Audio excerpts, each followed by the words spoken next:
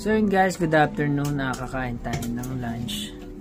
Ito ang ulam natin ay saluyot na may sitaw. Ayan. Si B, siomay ang kinakain niya ngayon. Diet yan. Tapos itlog na pula guys. Ayan. Ito ang ulam natin. Tara, kain tayo. Kailangan kasi guys, mahilig tayo sa gulay. Huwag tayo magpuro karne kasi masama yan sa katawan, lalo na yung mga preservatives kagaya ng mga hotdog, tusino, lahat ng mga klase ng mga preservatives na pagkain masama yan sa katawan. Nagkakos siya ng colon cancer ayon sa mga doktor. So kami dito, ang hilig namin kainin talaga is gulay, mga nilagang gulay, mga inabraw or yung mga nilaga lang siya kasama yung pinaglagaan, nilalagyan lang siya ng konting pampalasa at wala talaga siyang mga mantika, ganon. Yun ang kalimitan namin kinakain guys. So kasi maganda rin yung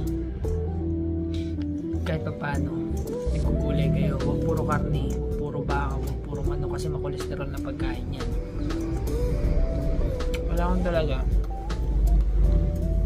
hanggat maaari balanced diet, hanggat maaari maggulay. Yun yung pinaka the best para maingatan natin yung katawan natin, para hindi tayo magkaroon ng mga malalalang sakit.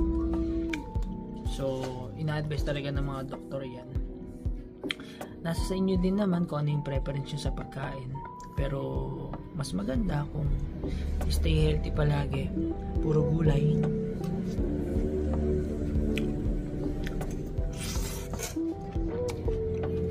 Saluyot marap. Tapos may konti lang akong pampaalat dito, huwag na maalat.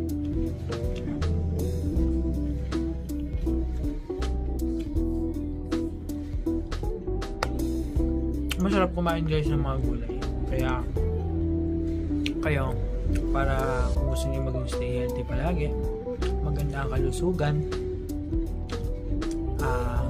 mag-balance diet kayo, kumain kayo ng maraming gulay at kumain kayo ng maraming prutas. Yeah. Less sa karne, more on gulay. Okay, so bye guys, see you.